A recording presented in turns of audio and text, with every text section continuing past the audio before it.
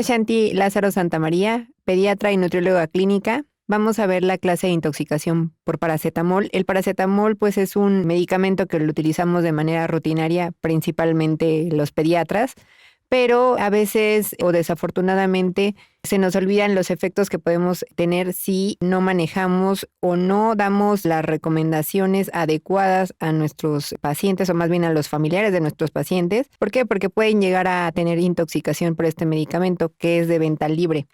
Fue descubierto a finales del siglo XIX por Canand Heppen y lo utilizaron en ese mismo siglo, ya casi a finalizar por primera vez. Su primer caso de lesión hepática lo describieron en la Gran Bretaña, eso fue a mediados del siglo XX, en 1966, por Davidson, y en la década de los 70, Rumack y Matthew hicieron un estudio donde, bueno, más adelante vamos a ver que Rumack y Matthew son los que proponen esta tabla para la administración del antídoto del paracetamol en cuanto se observan las diferentes etapas de intoxicación. Aquí el estudio se hizo con 64 pacientes y estos pacientes tenían una sobredosis de este medicamento. Hasta un 60% presentó hepatotoxicidad con más de 200 microgramos por mililitro que se registraron en sangre a las 4 horas y, bueno, con más de 50 microgramos a las 12 horas. Entonces, esa es su aportación. Las generalidades de este medicamento, que como ya lo mencioné, es de venta libre. Nosotros podemos ir a cualquier expendio donde surtan este tipo de medicamentos en el súper, de alguna manera también lo llegan a vender de forma libre. Se comercializa desde hace 60 años y pues aparte de que se comercializa solo, también se puede llegar a comercializar con otro tipo de medicamentos antigripales, antitusígenos. Es el fármaco más utilizado en pediatría, si bien a bien es, un medicamento que en la mayoría de los pacientes que acuden a la consulta de urgencias van a salir recetados con este medicamento. Porque, bueno, como ya lo mencioné, hay más de 100 productos en el mercado que lo llegan a vender solo, como lo vemos aquí en las diferentes presentaciones, acompañado con algún antigripal o pues viene también en diferentes presentaciones, puede haber supositorios, jarabe, gotas, vía intravenosa, pero bueno, eso ya para uso hospitalario, pero sí lo utilizamos de manera rutinaria.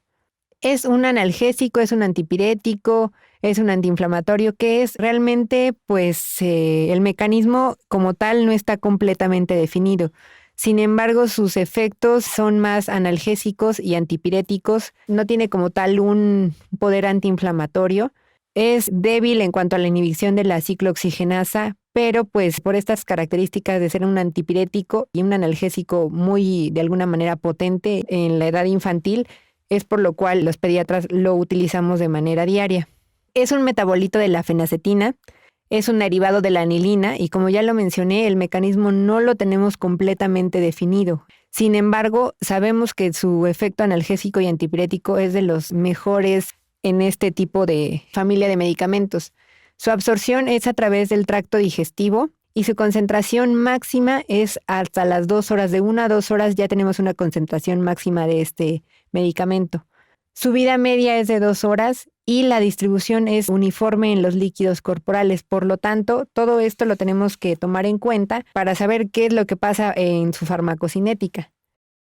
Su metabolismo va a ser casi el 100% es hepático, obviamente no puede ser el 100%, pero sí es muy alto, el 90%, donde pues vamos a tener que a dosis terapéutica de un 85 a un 90%, el paracetamol o acetaminofén, como también se le conoce a este medicamento, se va a metabolizar en el hígado por medio de la fase 2 de la conjugación a metabolitos glucorinados y sulfatados, los cuales se van a excretar por la vía de la orina. En este caso aquí vemos que su metabolismo es 90% hepático y de ahí pues van a dar los diferentes metabolitos que van a hacer la conjugación con el ácido glucurónico en un 60% y en un 30% con ácido sulfúrico, los cuales pues se van a eliminar a través de la orina, y otro 5% ahí nada más no va a haber ningún cambio, es decir, no se va a metabolizar a nada y solamente se va a eliminar como lo conocimos de inicio por la orina.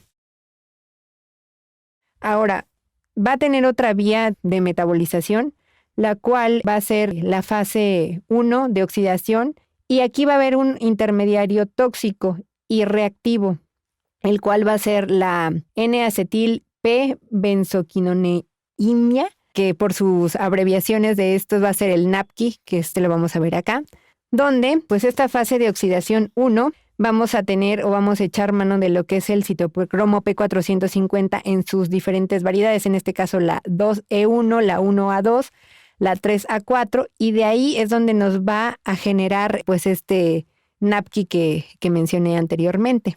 ¿Eso qué es lo que nos va a condicionar? Que pues se produzca más glutatión.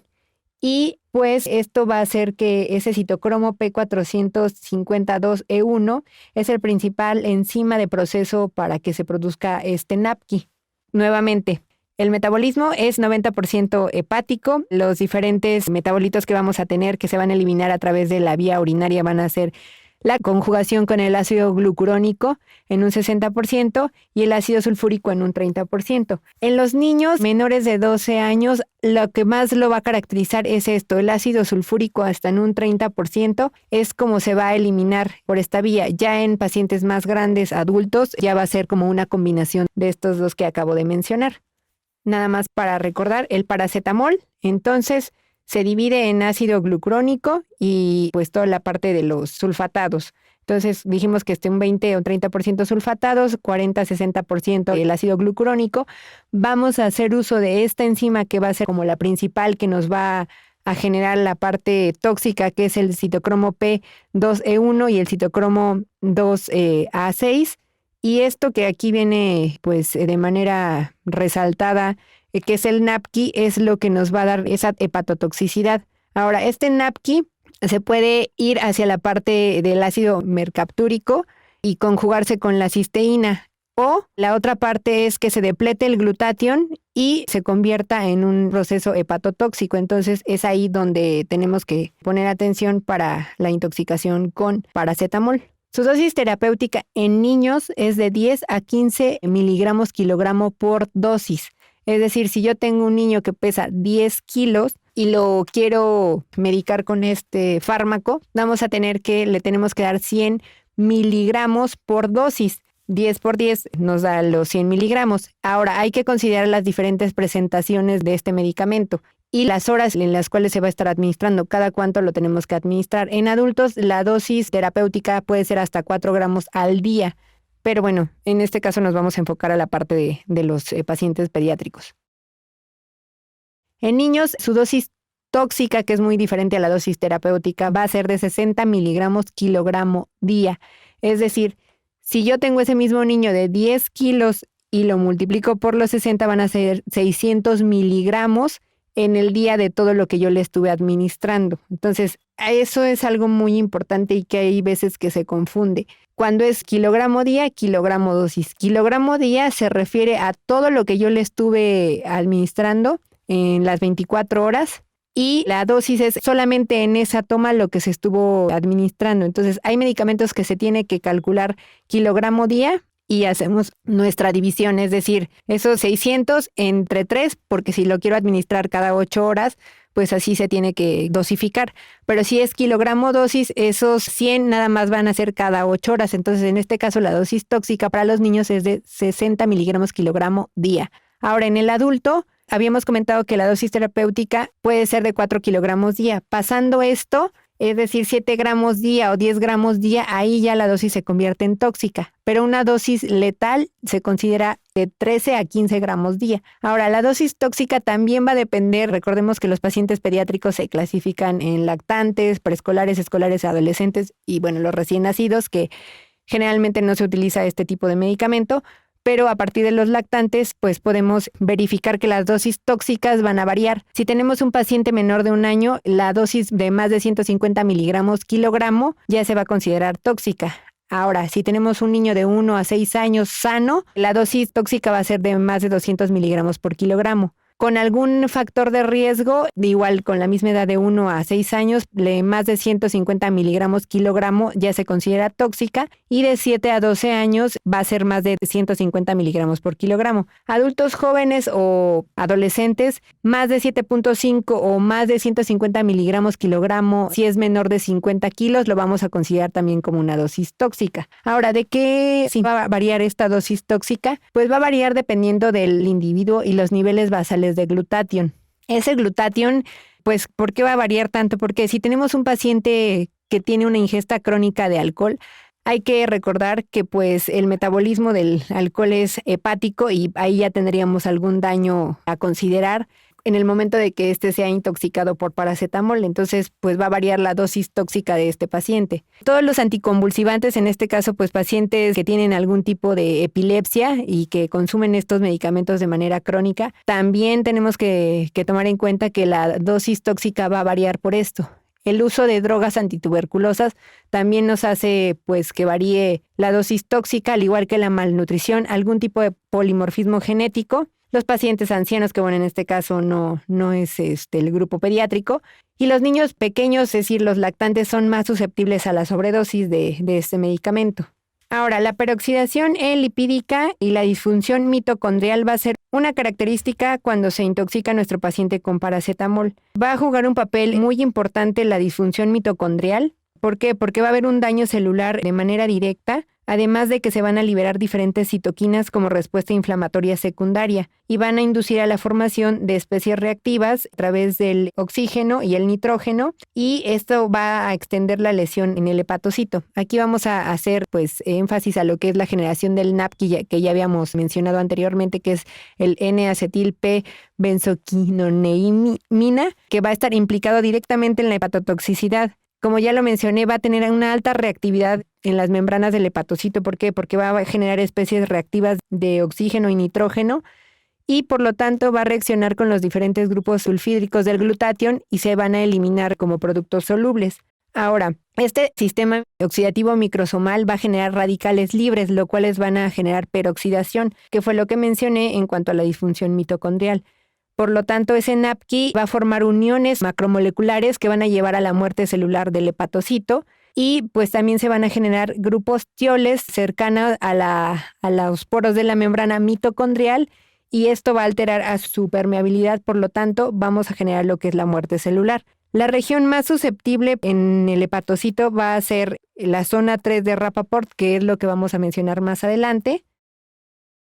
Como lo podemos ver aquí, la muerte pues, celular por lesiones de las membranas que ya mencionamos anteriormente va a ser inminente, va a haber una fragmentación del ADN y pues aquí hay que considerar lo que es el daño mitocondrial directamente en este tipo de células. Ya lo habíamos mencionado con anterioridad, los macrófagos y las células inflamatorias nos van a llevar a la necrosis y va a haber una alteración en la microcirculación. Ahora, esta microcirculación, ¿por qué es importante mencionarla? En el hígado vamos a tener 3 zonas diferentes. Uno es, van numeradas del 1 al 3. Aquí en la imagen podemos ver la 1 es color azul, la 2 es verde y la 3 es amarilla. El resto pues es el resto del hepatocito. Ahora, la zona 1 va a ser la más próxima al eje vascular del acino, es decir, es la zona más vascularizada. Va a recibir un aporte excelente de nutrientes y de oxígeno y es la zona que va a estar expuesta, o la primera zona que va a estar expuesta a las sustancias tóxicas. Sin embargo, el hecho de que esté bien oxigenada y bien nutrida, pues la hace menos propensa a que pues sufra algún daño. Ahora, la zona 2 tiene una actividad intermedia. Entonces, este es como, pues sí le puede llegar a dañar, pero a lo mejor se puede recuperar porque está cercana a la zona 1. Sin embargo, la zona 3, que es la más próxima a las venas centrolobulillares, va a tener menor cantidad de oxígeno y su proceso de óxido de reducción, pues es como una de las características que también la va a hacer más propensa a que se pueda dañar. Por lo tanto, si regresamos a esta imagen y la hacemos más pequeña, observamos que la zona 1 pues es la más oxigenada, la 2 es una intermedia, como vemos aquí en la gráfica, y una zona 3, pues obviamente esta ya no tiene tanta cantidad de flujo hepático y por lo tanto la hace más propensa a que cuando hay algún tóxico a este nivel se pueda pues de alguna manera llevar a cabo todo ese proceso inflamatorio y necrosar esta zona. Ahora, en la intoxicación por acetaminofeno paracetamol vamos a tener diferentes etapas clínicas. La etapa 1 se considera hasta las 24 horas después de la sobredosis y aquí el paciente vamos a tener un paciente asintomático. En el caso de los pacientes pediátricos, pues obviamente La mamá lo puede llegar a confundir con cualquier cosa, desde un cuadro de gastroenteritis, de rinofaringitis, una intoxicación alimentaria. ¿Por qué? Porque únicamente nos genera náusea, vómito, letargo y malestar. No más, es algo como muy generalizado y las pruebas de funcionamiento hepático pueden ser normales. Aquí podemos tener a lo mejor algún paciente que pues de manera accidental consumió el medicamento y la mamá no sabe qué le pasa y lo puede llegar a confundir con pues otro cuadro de los que acabo de mencionar y por lo tanto pues a lo mejor le da nuevamente el acetaminofén y entonces de ahí se hace como un círculo vicioso, pero obviamente tenemos que hacer mucho énfasis en cuanto al interrogatorio de si hubo alguna disminución en cuanto a los medicamentos que se manejan en casa. ¿Para qué? Para poder considerarlo como un diagnóstico. En cuanto a la etapa 2, es de 24 a 72 horas después de una sobredosis y aquí sí hay datos ya más específicos. Es un dolor en el cuadrante superior derecho, donde, bueno, en casos graves puede evidenciarse la presencia ya de nefrotoxicidad o pancreatitis o pueden estar combinadas. Las pruebas de funcionamiento hepático empiezan a estar elevadas y algo muy importante aquí es los tiempos de coagulación, haciéndose énfasis al INR y al TP, también pueden estar alargados. En cuanto a la etapa 3, esta ya va de las 72 a las 96 horas. Aquí la falla hepática es inminente. Hay una insuficiencia renal pues de manera importante. Puede haber falla orgánica múltiple y aquí es donde con mayor frecuencia se produce la muerte. Las aminotransferasas obviamente van a estar elevadas. La hepatotoxicidad va a ser muy grave. ¿Por qué? Porque existe una falla. Y la AST puede estar por arriba de 1000. Los tiempos de coagulación obviamente van a estar prolongados. La acidosis metabólica y el lactato también están presentes. ¿Por qué? Porque nuestro paciente está con acidosis. Y ya la etapa 4, que es una fase de recuperación. Aquí va del día 4 al día 14, donde va a haber una regeneración completa del hepatocito. Después de 5 a 7 días, los exámenes de laboratorio van a resultar ya normales y los daños histológicos, esto sí hay que tomarlo en cuenta, van a tardar meses en repararse, no es algo que vaya a ser de unos días a otro. ¿Por qué? Porque es un tejido el cual pues sí tiende a tardar en darse esta recuperación. Una complicación importante y a la cual tenemos que tomar en cuenta si nuestro paciente llegara a urgencias es que la falla hepática aguda, el marcador más sensible va a ser el tiempo de protrombina. Es decir, si nuestro tiempo de protrombina es más de 36 segundos, a las 36 horas van a desarrollar estos pacientes falla hepática. ¿Qué vamos a considerar en esta falla hepática también? Que no haya glucosa baja, que no haya acidosis metabólica y que no hayan datos de encefalopatía con la escala que conocemos. Ahora, si el pH está por abajo de 7.3, ahí se puede considerar al trasplante como una opción para esta falla hepática aguda. Los marcadores de mortalidad, si nuestro TP es más de 100, seguramente nuestra mortalidad va a ser alta, al igual que si tenemos una creatinina mayor de 3.3, también será un índice de mortalidad que debamos de considerar. Si nuestro paciente tiene una encefalopatía 3-4, posiblemente es que fallezca. ¿Por qué? Por toda la toxicidad que ya tuvo a nivel hepático. Ahora, existen algunos criterios para que se haga algún trasplante. Como ya lo mencioné, si el pH es menos de 7.3, se puede considerar. El pH, como ya lo mencioné, independientemente del grado de encefalopatía. O la encefalopatía grado 3 o 4 y los tiempos de protrombina más de 100 segundos y creatinina sérica más de 3.4 miligramos decilitro, podemos considerar que se haga este trasplante. Ahora, todas las causas de falla hepática fulminante es tiempo mayor de protrombina más de 100 segundos. O cualquiera de las 3 de las siguientes variantes, que es decir, edad menos de 10 años o más de 40, que no es el caso de los pacientes. La etiología que de la hepatitis no sea infecciosa, hepatitis por alotano, que es un tipo de gas, reacciones idiosincráticas o drogas y duración de la ictericia antes del comienzo de la encefalopatía de más de 7 días, tiempos de protrombina mayor de 50 segundos y bilirrubina sérica de más de 18 miligramos por decilitro. Entonces, estos serían como los criterios del King's College Hospital para trasplante de falla hepático o fulminante. Ahora, en cuanto a la evaluación de riesgos, ¿a qué se refiere esto? A nuestro ABCD. En este caso, vamos a tener que hacer un adecuado interrogatorio donde vamos a tener que valorar cuál fue la dosis máxima posible que ingirió nuestro paciente y le vamos a calcular pues la dosis por kilogramo. En este caso, por ejemplo, en nuestro paciente de 10 kilos que habría consumido 600 miligramos kilogramo día, ahí ya se había considerado como una dosis tóxica. Entonces tenemos que, pues si la mamá nos dijo que le estuvo dando 1 mililitro de paracetamol, no sé, cada 3 horas y se lo dio al menos por unos 8 veces al día, entonces ahí se consideraría que tenemos que sumar esos 100, las 8 veces serían los 800 entre los 10, entonces le estuvo dando esa cantidad de paracetamol durante todo el día a nuestro paciente. ¿Qué tanto tiempo pasó de la ingestión de este medicamento? O sea, ¿hace cuánto tiempo se dieron cuenta de eso y qué tantas horas lleva de haber ingerido el medicamento? La posible ingesta de algún otro medicamento, los factores de riesgo que ya tomamos en cuenta, que fueron la ingesta de algún antiepiléptico y el hecho de que si fue accidental o de forma intencionada también debe de ser considerado. Las medidas de apoyo van a ir encaminadas en cuanto al ABCD.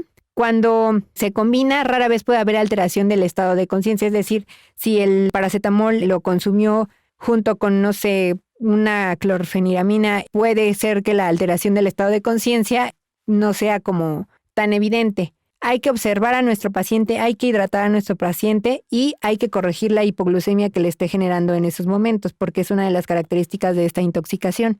¿Qué podemos hacer en cuanto ya al manejo a nivel de urgencias? Utilizar el carbón activado sería uno de los, no como tal antídoto, porque no es el antídoto específico para este manejo, pero sí lo podemos utilizar. ¿Por qué? Porque solamente lo vamos a poder usar si se cumplen todos los criterios, es decir, si la dosis ingerida fue más de 200 miligramos por kilo, lo podemos utilizar. Si el paciente se presenta 1 hora después de la ingestión del medicamento, también lo podemos utilizar porque nos va a ayudar a que se absorba en menor cantidad de este medicamento. Recordemos que la vía de absorción es intestinal. Y que no exista la ingesta de otro medicamento, eso es también clave para el uso del carbón activado. El carbón activado se va a calcular a 1 gramo por kilogramo y como ya lo mencionamos, si el paciente se presenta 1 hora después de que se ingirió el medicamento, lo podemos llegar a utilizar, si no, no vamos a poderlo usar.